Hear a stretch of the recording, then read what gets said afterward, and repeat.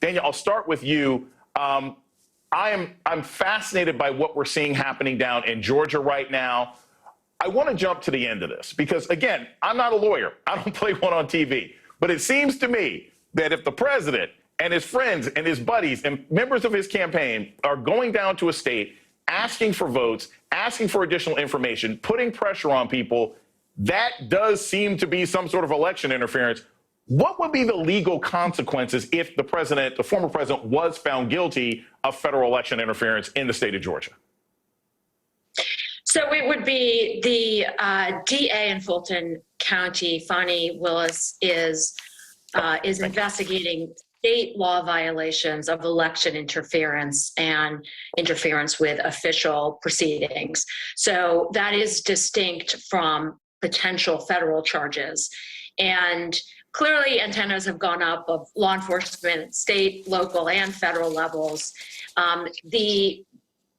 Her investigation, again, is different, separate, and apart from any investigation that the Department of Justice may or may not be conducting. We hear rumors and rumbles, but the DA there doesn't have the same kind of political and prudential considerations that AG Merrick Garland certainly does.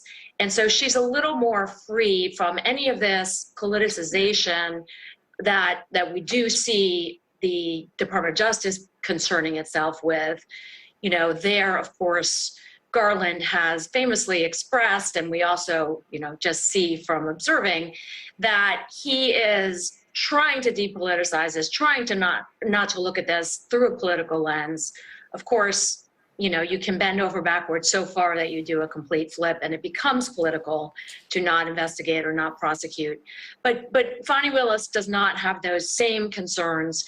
And so she seems to be looking at this very seriously, certainly seems to be keyed in to the witness testimony coming out of the January 6th committee, and is very focused on some of these witnesses who are going to push back, and they're gonna scream and yell about attorney-client privilege.